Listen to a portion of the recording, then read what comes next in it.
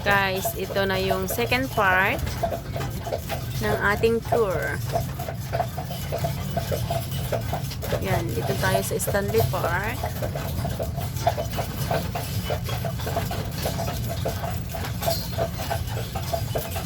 Diyan ate, pupunta tayo dyan mamaya. Ate Alicia, we're gonna have lunch there. Looking just behind you over your right shoulder on the point is a red and white lighthouse. It's the Brockton Point Lighthouse, one of two in the park. That particular lighthouse built during World War I, decommissioned in 2005. To your right across the harbour along the shore, you're looking at what's called the North Vancouver Seaport. Port Metro Vancouver is a total of 57 berths. It's the largest export port in North America. Almost all the grain grown in Canada shipped by rail to the seaport to be shipped out to various countries around the world. Yeah, we're gonna go Beneath there the white later. dome, they store wood chips. The wood chips are loaded onto the barge, as you can see further down on the right. Once those are full, they eventually get towed by tug out the mouth of the inlet in front of us to pulp and paper mills up and down the coast. The yellow is sulfur, a byproduct of the gas wells in northern BC and Alberta, shipped here by rail. 80% mixed with potash, coming mostly from Saskatchewan, stored in the square blue buildings to the left of the sulfur piles. The resulting mixture of sulfur and potash makes fertilizer. The fertilizer is loaded onto Hello, some of these Papa. large ships and it's shipped to over 40 Nasiknut countries ita. around the world. Nasiknut ita. The rest of the sulfur is used for things like matches, pyrotechniques, in the pharmaceutical industry to make skin lotions, Look. and also for cosmetics. So beautiful views. The body of water, this is called Burrard Inlet. It's a deep water arm of the Pacific Ocean. This section is approximately 100 meters deep in the center. Depending on where you are, up to 4 kilometers across, and it goes about 30 kilometers inland behind us. In addition to waterfowl, often we'll see harbor seals flying or basking on the rocks. In the spring and the fall, we'll Doon pala visit sa some kabila. California sea lions as they work their way from California to Alaska, Yeah, to there's the breeding airport. grounds and back. And occasionally we get the special treat of a visit from a whale or Dito two. ko lang nakikon. The whale come in chasing after the schools of salmon. The salmon come in to work their way upriver to the spawning grounds. Another cherry The blossom. mountains are all part of the coastal mountain range of BC. Directly Is that across there? from us we have what's called Grouse Mountain. If you get the opportunity, it's worth taking the gondola trip Grouse to the top, Mountain where you is will over find there. shops and restaurants, walking trails, chainsaw carvings, a wildlife refuge, and the theater in the sky. Grouse has an elevation of approximately 1,100 meters. During the winter months, you can ski Grouse Mountain. In the summer, do a tandem paraglide, a sightseeing helicopter tour, and if you're feeling ambitious, you can go ziplining. To the left, we have the Brockton Oval Athletic Fields. Very old athletic fields. First Yeah. put into use in the mid-1800s, still in use today. The flat grassy area on the far side of the parking lot, a cricket pitch. And most weekends through the summer, we get cricket matches underway here. Behind the hedge, you'll also find a running track as well as a rugby field. Cricket and rugby is very popular in Vancouver, quite a rivalry amongst the teams. The building at the back of the cricket pitch, clubhouse for the cricket and rugby team members. The little brown building we're just passing here on the left, one of a few homes still allowed to stand in the park. This one is home to the Brockton Oval caretaker. He lives here with his family year round. Oh, it's so nice. Almost all the other homes that were in the park at one time or another, the majority of them belong to squatters. Squatters were people with no legal right to be within the park's boundaries. In the early 1900s, the park board decided they didn't want squatters in the park anymore. They went around, they forced the squatters out of their homes are torn down. It was done for the most part without any compensation to the squatters for the loss of their homes and possessions.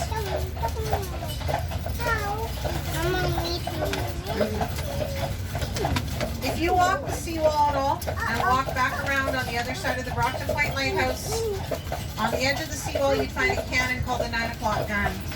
It was cast in England in 1816, spent quite a number of years on Vancouver Island, near Nanaimo, as part of our defenses. Back when we were still a British colony, they were afraid that the Americans would try to sail up from the mouth of Burrard Inlet here in front of us to capture what was then the capital, New Westminster. In fact, that's how they got the 1,000 acres of the park. Stanley Park was originally set aside in 1859 as a military reserve for the same reason.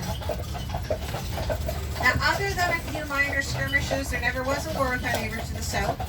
In 1894, they moved the cannon to its present position on the seawall, making the Brockton Point Lighthouse keeper a very happy man. He had a very dangerous job. Every night at 9, he was required to take a stick of dynamite and a blasting cap, attach it to an apparatus that looked like an oversized fishing pole, drop the whole thing over the edge of the cliff, and then detonate it. It was done so the ship's captains moored in the harbor could set Look their at that, chronometers look at for the flash the blast. Sasayin na ba to? Brockton Point Lighthouse keeper didn't like the job, thought it far too dangerous, protested it long and loud. Finally, they gave him the cannon, and he simply fired the cannon off nightly at 9 instead. Of course, with modern technology, the cannon's no longer required. It's still fired nightly at 9. It's a tradition now rather than necessity. So if you're in downtown at 9 o'clock tonight, you hear a big boom. The lady. That's what it is. The cannon going off. It's very loud. You can't miss it. If you're not expecting it, it'll scare the living daylights out of Statue you. be. Statue. See? Is it? Just off at the edge of the seawall, perched on the rock, the statue is called the Girl in the Wetsuit. Yeah, statue. Look at the She was statue. cast in bronze, placed on the rock in June of 1970. She was made by a gentleman whose name was Ila Kimmery, commissioned by Douglas Brown, a city lawyer. Originally, Mr. Brown wanted to have a copy of Copenhagen's Little Mermaid statue made. Gaines wouldn't allow permission for a copy. Mr. Emery was the one that came up with the Girl in the Wetsuit idea. Oh. If you look close at her, you can see she's not a mermaid. She has 2 legs, flippers not fin. She's wearing a wetsuit as well as having a mask on her forehead. Mr. Emery was so proud of the statue every year on her birthday of when she was placed on the rock. He'd come out with his family, polish her up, and pass out birthday cake to the people walking by on the seawall. The Emerys, it seemed, had a personal preference to hand out carrot cake. They say on a busy summer afternoon, if you sat here on the seawall and counted the people you saw walking, We're gonna come biking, back or here later. rollerblading past, you could see 1,000 people an hour go by. You multiply that over the last 50 years, that's an awful lot of carrot cake to hand out. Yes, baby? Looking at the rock the girl in the wetsuit sitting on, you can see it's low tide at the moment. Depending on the time of year, the Okay, tides I are will between I 3 and will 5 clean it. meters. An extreme high tide will completely cover the girl in the wetsuit's Daming flippers. bikers, guys. Just in front of us, the This is spearhead is the from a ship called the SS Empress of Japan. It worked its way Bikers. for many years from Vancouver to exotic ports around the world. Yan ang When the ship was Lion retired, Gates, the Lions figurehead Gates was put Bridge. here. This The one longest copied. bridge The here. original is now in the Maritime Museum. It was weathering and they wanted That's the to longest preserve it. bridge. The Kung Empress of nakikita Japan, niyo yung green the dyan. sister ships, the Empress of India and the Empress of China, all part of the White Empress lines, known for reliability. It's said that for over 20 years, no ship out of the Oh, the Empress horse line pig. ever missed a sailing or even sailed late. The horse pig. Empresses were in fact so reliable, international mail depended on them. A lot of pig. immigrants paid about $45 for a steerage passage ticket to travel empresses to get to Vancouver from their homeland. Last time I checked, $45 is a far cry from what you pay for a cruise nowadays. Hi, Fox. Look at the view, guys. It's so amazing. The bridge you see, this is the Lions Gate Bridge. It's named for the twin sister mountain peaks, the Lions, the highest mountains in the coastal mountain range. The building of the bridge was spearheaded by the Guinness family of Guinness beer. They wanted a faster and easier way to get across Burrard Inlet Yeah, to the North Shore where they're they gonna own tour us, property. right? Hardboard for many years, Yeah, there's a vetoed beach the now. bridge being built because it, with its connecting causeway, splits the park in half. Didn't like that idea. There's a park there. Finally, in the early 1930s, A water park. when the Guinness family But the water offered to park help is not pay for open the building yet. of the bridge, plus the idea of putting over 2,300 men to work. Yeah, you see that? You see those people there? We're going there later. Maybe they should let the bridge go through after all. The bridge is very small by modern standards, only 3 lanes. Traffic's often a problem. A $100 million upgrade was done that included repaving the deck and widening the lanes slightly. The center section of the bridge is approximately 1 kilometer long. The deck is 61 meters above Burrard Inlet. Over 76,000 vehicles a day use the bridge. The horse is scared from the music. The residential area you see on the hillside behind the Lions Gate Bridge, it's That's still the called West British Bank. properties today. Originally, you either had to be a British citizen or of direct British descent to live there. Today, all you need is money. The Guinness family originally purchased the mountainside for $75,000. Today, it's home to some of the most expensive residential land in all of Canada. There are houses up there that are sold for better than $20 million, including a house over Winfrey got for over $17 million.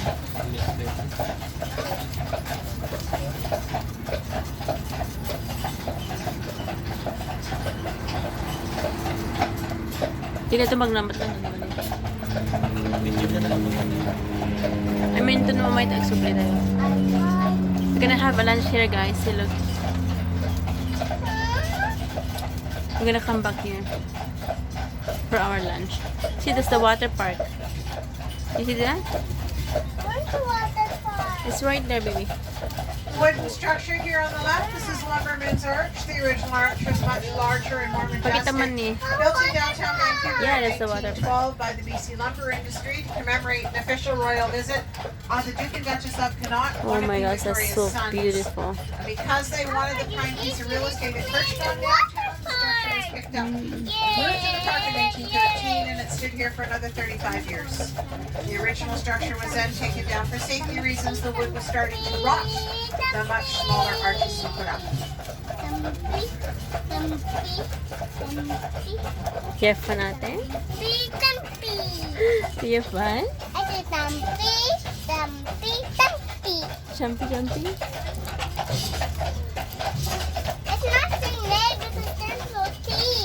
They do, but their mouth is closed anak ko. They put a guard mouth. Mouth guard. Reading pool and swimming pool. It was built in about 25 years ago to make something a little safer and more sanitary for the younger children. All the pipes during the summer days spray out gallons of water for the kids to run in around down through. Several of the They look- pipes you see are directional. The kids have Oh, fantastic yes, fun that's so hitting beautiful unsuspecting views. passers-by rather than each other. Particularly, they love to go after the rollerbladers. We're going that I think simply because they want moving targets.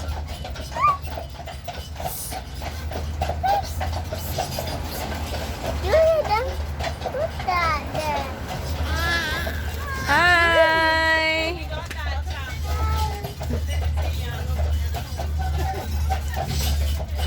Looking down to the far end of North Inlet, in the distance behind the freighters, you can see another bridge, often referred to as the second Narrows Crossing. Lions Gate's often called the first Narrows Crossing. The bridge at the second Narrows has a third one to go across that end of the inlet. The first one made out of wood, still in use today, is a train trestle. The second one was made out of iron and steel and cited the worst disaster Vancouver's ever seen back in 1958. A few months before the bridge was completed, and it did take several years to build to This is that her point. first time. In less than 15 seconds, the structure twisted and fell. When it fell, 20 men died, many more were Next time, injured. ate. In 1994, the bridge was officially renamed Iron Workers Na, may Memorial toys dani? in memory of the men that died.